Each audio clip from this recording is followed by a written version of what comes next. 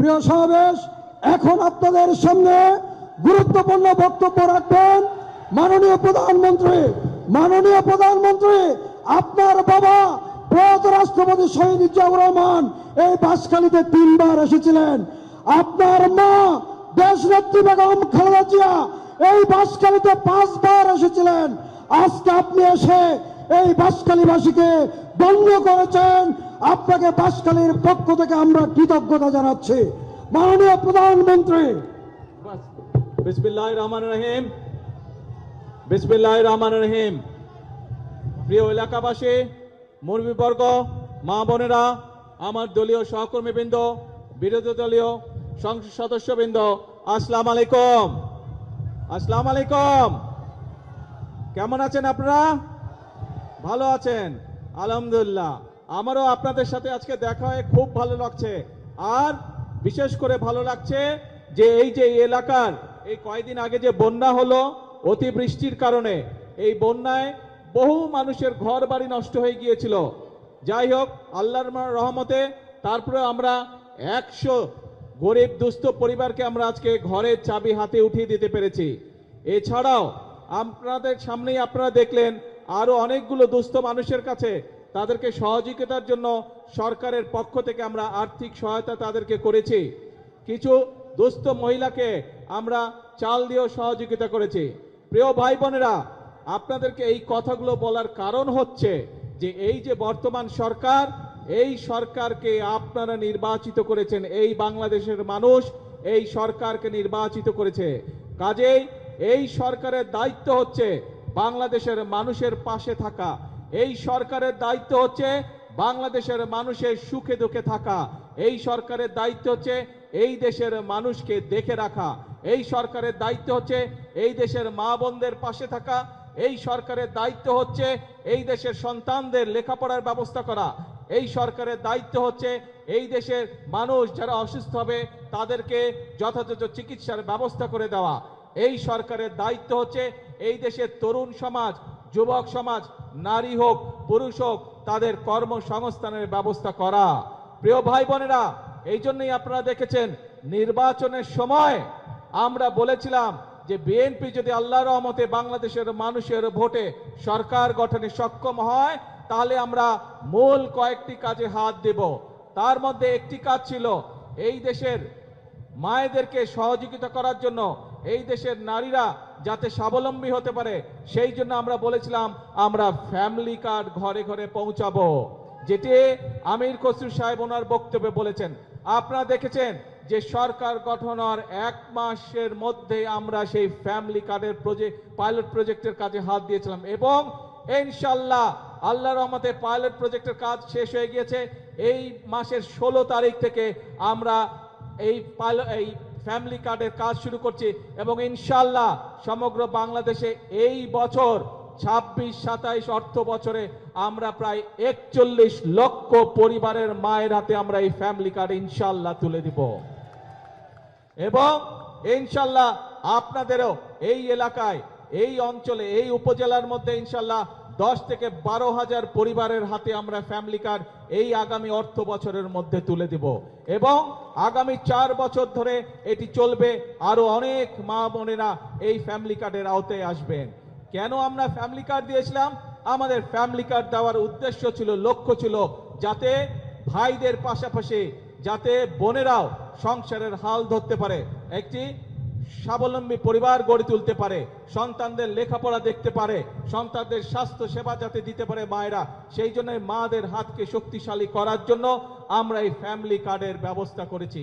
শুধু ফ্যামিলি কার্ডই নয়, ফ্যামিলি কার্ডের পাশাপাশি আমরা কৃষক কার্ডেরও ব্যবস্থা করেছি। এই যে বাঁশখালীর কিছু অংশে লবণ চাষী ভাইরা আছে না, লবণ চাষী ভাইরা শুধু যে যারা ধান পাট বা অন্যান্য শাকসবজি বা অন্যান্য ফসল চাষবাস করে তারাই যে শুধু কৃষক কার্ড পাবে তা নয়, এমনকি লবণ চাষী ভাই যারা আছেন ইনশাআল্লাহ তারাও, এমনকি লবণ চাষী ভাই যারা আছে তাদেরকেও ইনশাআল্লাহ আমরা ফ্যামিলি কার্ড তাদের হাতে পৌঁছে দিব। এবং এখানে একটি কথা এসছে যে লবণের মূল্য নির্ধারণ করে দেওয়া, আলোচনা করে আমরা ইনশাআল্লাহ লবণের মূল্য নির্ধারণ করেছি। যেই মূল্য পেলে লবণ চাষী ভাইদের স্বাবলম্বিতা, অর্থনৈতিকভাবে তারা সচ্ছল হবে আস্তে আস্তে। ইনশাল্লাহ আগামী কিছুদিনের মধ্যে আমরা সেই দামটি আমরা সকলকে জানিয়ে দেব, যার ফলে লবণ চাষী ভাইদেরকে আর আগের মতন কষ্ট পোহাতে হবে না। প্রিয় ভাই বোনেরা, আজকে আমি মাতার বাড়ি গিয়েছিলাম, মাতার বাড়িতে পুরা দেখে আসলাম।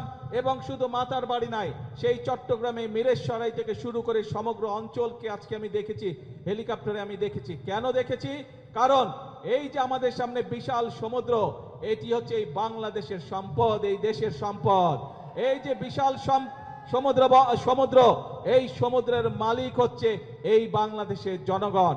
এবং সেজন্যই এই সমুদ্রকে কিভাবে ব্যবহার করে বাংলাদেশের মানুষের তাদের জীবন ব্যবস্থা উন্নত করা যায়, কিভাবে আমরা সেটি এইখান থেকে শুরু করে সেই মিরেশসরাই পর্যন্ত, মাতারেবের পর্যন্ত কিভাবে আমরা বিভিন্ন মিল ফ্যাক্টরি স্থাপন করার মাধ্যমে এই দেশের মানুষের কর্মসংস্থানের ব্যবস্থা করতে পারবো, এই দেশের মানুষের ব্যবসা বাণিজ্যের ব্যবস্থা করতে পারবো, সেই পরিকল্পনা কিভাবে গ্রহণ করা যায়, তার জন্য আজকে আমি মাতার বাড়ি গিয়েছিলাম।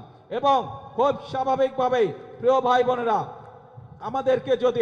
আমাদের কয়েকদিন আগে আপনারা দেখেছেন চট্টগ্রামে আমির খসরু সাহেব এবং সালাউদ্দিন সাহেব দুজনের গিয়েছিলেন চায়নাকে। আমরা একটি বিরাট বড় জায়গা দিয়েছি।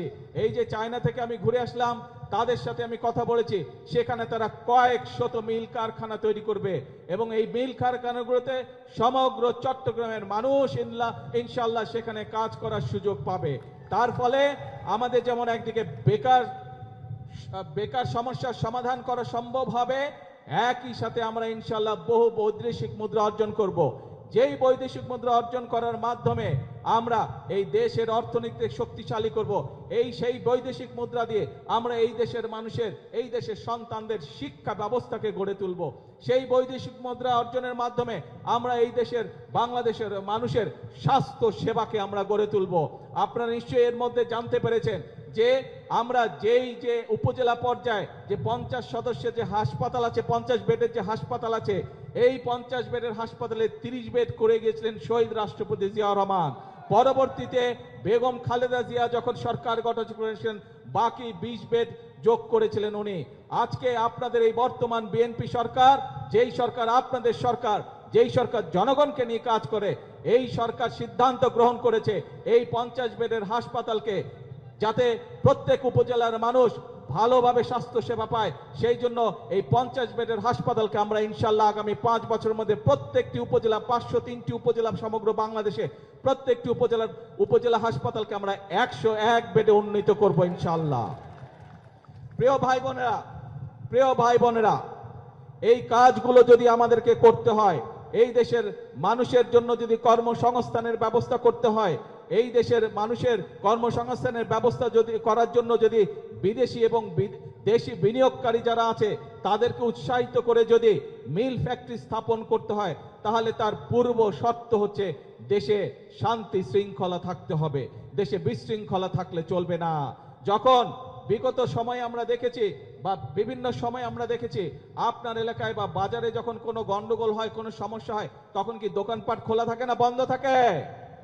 কি ভাই, বাজারে যদি কোনো গন্ডগোল হয় দোকানপাট বন্ধ থাকে না খোলা থাকে? বন্ধ হয়ে যায়। কেন বন্ধ হয়ে যায়?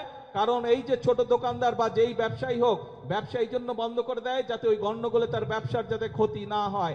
ঠিক একইভাবে দেশীয় বা বিদেশি বিনিয়োগকারী যারা আছে, তারা যখন বিনিয়োগ করবে তারা তো চাইবে যে যাতে তার মিল কারখানার উৎপাদিত পণ্য ঠিকভাবে বন্দর দিয়ে যেতে পারে বা তার কাঁচামাল যাতে সঠিকভাবে আসতে পারে, রাস্তাঘাটে যাতে শান্তি থাকে, তাই না?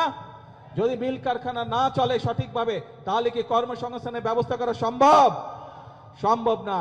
সেই জন্য ভাই আমাদেরকে সচেতন থাকতে হবে, আমাদেরকে সতর্ক থাকতে হবে।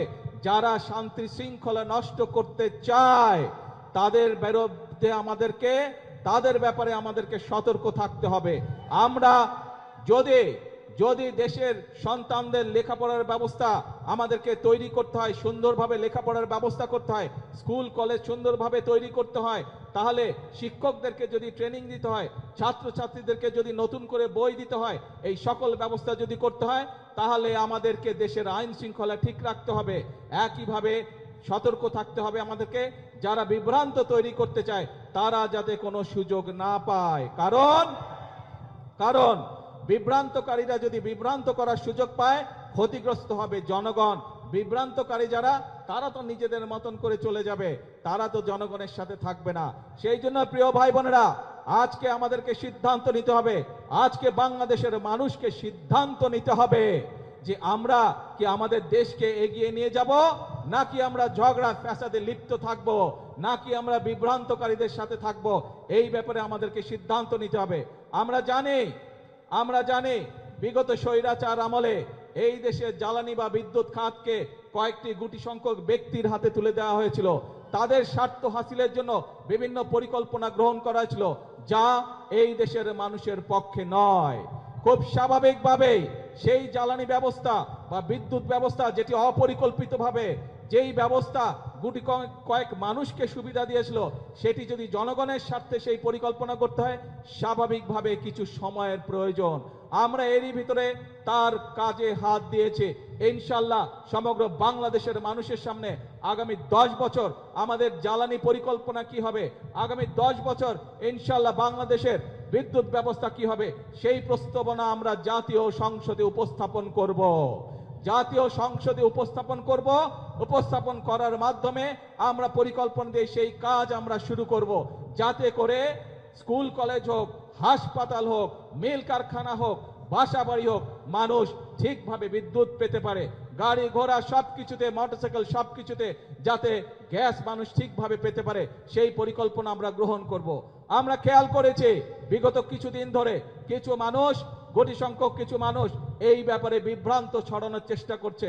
আপনাদেরকে পরিষ্কারভাবে উদ্দেশ্য করে বলতে চাই, বিএনপি সরকার সংসদে পরিকল্পনা উপস্থাপন করবে। আপনাদের যদি পরিকল্পনা থাকে, আসুন জনগণের সামনে উপস্থাপন করুন, কিন্তু বিভ্রান্তিকর কথা বলে দেশে বিশৃঙ্খলা তৈরি করবেন না, বিভ্রান্তিকর কথা বলে জনগণের শান্তি নষ্ট করবেন না, জনগণের শান্তি নষ্ট করবেন না। কারণ 50 বছরের উপরে এই দেশের স্বাধীনতা হয়ে গিয়েছে। এখন জনগণের জন্য কাজ করার সময়, এখন দেশ গঠনের জন্য কাজ করার সময়। পৃথিবীর বহু দেশ আমাদের পরে স্বাধীন হয়েছে, কিন্তু তারা কাজ করার মাধ্যমে, পরিশ্রম করার মাধ্যমে তাদের দেশকে অনেক দূর এগিয়ে নিয়ে গিয়েছে। কাজেই আর পিছনে থাকা যাবে না, আর পিছনে পড়ে থাকা যাবে না। এখন একটি লক্ষ্য, একটি উদ্দেশ্য, জনগণের জীবন মান উন্নত করা, দেশের ভাগ্যের পরিবর্তন করা। প্রিয় ভাই বোনেরা, যেই পরিকল্পনার কথাগুলো এই সংক্ষিপ্ত বক্তব্যে আমি আপনাদের সামনে তুলে ধরেছি, আপনারা কি মনে করেন এই পরিকল্পনাগুলো বাস্তবায়িত করা সম্ভব হলে দেশের জনগণের ভাগ্য এবং দেশের ভাগ্য পরিবর্তন হবে? আপনারা কি মনে করেন? কি ভাই, জনসভার পিছনে যারা আছে, আপনারা কি মনে করেন আমরা সঠিক পরিকল্পনা গ্রহণ করেছি? এই যে শিল্প কারখানা, বিদ্যুৎ, জ্বালানি, ফ্যামিলি কার, কৃষক কার, এই যে পরিকল্পনা গ্রহণ করেছে, এগুলো জনগণের পক্ষে ঠিক আছে? যদি ঠিক আছে ভাই, তাহলে আপনাদের সমর্থন থাকতে হবে। কারণ আমরা সবসময় বলি, আমাদের অর্থাৎ বাংলাদেশ জাতীয়তাবাদী দল বিএনপির সকল ক্ষমতার উৎস হচ্ছে জনগণ। জনগণের সমর্থন থাকলে আমরা প্রত্যেকটি জনগণের স্বার্থে যতগুলি কর্মসূচি, সবগুলো ইনশাআল্লাহ আল্লাহর রহমতে আমরা বাস্তবায়ন করতে সক্ষম হব। আসুন আজকের এই জনসভায় আমরা যেভাবে আজকে দুস্থ মানুষকে সহযোগিতা করে যে সাহায্য দিয়েছি, এই সাহায্য এবং সহযোগিতাকে আমরা পরিবর্তন করতে চাই কর্মসংস্থানের মাধ্যমে। সেটি দেশের ভিতরে হোক, সেটি আমাদের তরুণ সমাজের সদস্যদেরকে বিভিন্ন প্রশিক্ষণের মাধ্যমে বিদেশে প্রেরণ করাই হোক না কেন। অর্থাৎ আমরা চাই প্রত্যেকটি বাংলাদেশের প্রত্যেকটি মানুষ, 20 কোটি মানুষের 40 কোটি হাত, প্রত্যেকটি হাত শ্রমিকের হাতে রূপান্তর করতে চাই আমরা, যাতে করে প্রত্যেকটি মানুষ দেশ গঠনে ভূমিকা রাখতে পারে, যাতে করে প্রত্যেকটি মানুষ নিজের হাতের পরিশ্রমের মাধ্যমে নিজের এবং পরিবারের ভাগ্যের পরিবর্তন করতে চায়। আমরা সেই বাংলাদেশকে গড়ে তুলতে চাই। আমরা সেই বাংলাদেশের জন্য অপেক্ষা করেছি, কিন্তু অপেক্ষা করলে, বসে থাকলে চলবে না। আমাদেরকে কাজ করতে হবে, আমাদের ফসলের উৎপাদন বৃদ্ধি করতে হবে, আমাদেরকে মিল কারখানা স্থাপনের মাধ্যমে আমাদেরকে কর্মসংস্থান এবং শিল্পের বিপ্লব আমাদেরকে ঘটাতে হবে। প্রিয় ভাই বোনেরা, আসুন আজকের এই জনসভায় আমরা সেই শপথ গ্রহণ করি, সেই প্রতিজ্ঞা গ্রহণ করি যে বাংলাদেশের মানুষ আর বিভ্রান্ত হবে না, বিভ্রান্তকারীদের কোন রকম প্ররোচনায়। বাংলাদেশের মানুষ এখন সামনের দিকে যাবে, বাংলাদেশের মানুষ নিজেদের ভাগ্যের পরিবর্তন করবে, বাংলাদেশের মানুষ একই সাথে তার দেশের ভাগ্যের পরিবর্তন করবে। এবং সেই জন্যই আমরা বলি, করব কাজ, করব দেশ সবার আগে, করব কাজ, করব দেশ, ইয়েস, সবার জন্য বাংলাদেশ। আজকে তাহলে এই পর্যন্ত থাকলো। আপনারা নিশ্চয়ই খেয়াল করেছেন। 1 মিনিট ভাই, স্লোগান দিস না ভাই, স্লোগান দিস না, কথা শুন ভাই, কথা বলতে দে, শান্ত হয়ে বস। আপনারা সবই হবে, ধৈর্য ধরতে হবে, ধৈর্য ধরতে হবে, সবই হবে। আপনাদের এই এলাকায় চট্টগ্রাম থেকে আমরা রাষ্ট্রের, ভাই সময় লাগবে তো বেরিবাদ নাকি? এতক্ষণ কি বললাম কিছুই বুঝলো না। বসো। আপনাদের চট্টগ্রাম থেকে আমরা 2 জন গুরুত্বপূর্ণ ব্যক্তিকে সরকারের গুরুত্বপূর্ণ 2টি মন্ত্রণালয়ের দায়িত্ব দিয়েছি। একটি হচ্ছে অর্থ মন্ত্রণালয়, আর একটি হচ্ছে স্বরাষ্ট্র মন্ত্রণালয়। যেই বিভাগে এরকম 2টি গুরুত্বপূর্ণ মন্ত্রণালয়ের দায়িত্বে নিয়োজিত 2 জন ব্যক্তি আছে, সেই এলাকার উন্নয়ন কেউ ঠেকিয়ে রাখতে পারবে না ইনশাআল্লাহ। আজ এই পর্যন্ত থাকলো। এরপরে যখন কাজ শুরু হবে ইনশাআল্লাহ আপনাদের সাথে আবার আসবো, আবার দেখা হবে। আর বেড়িবাঁধ এইটি আমাদের মূল পরিকল্পনার একটি অংশ। ইনশাআল্লাহ বেড়িবাঁধের কাজও শুরু হবে। আল্লাহ হাফেজ। বাংলাদেশ জিন্দাবাদ, বাংলাদেশ জাতীয়তাবাদী দল জিন্দাবাদ। আসসালামু আলাইকুম।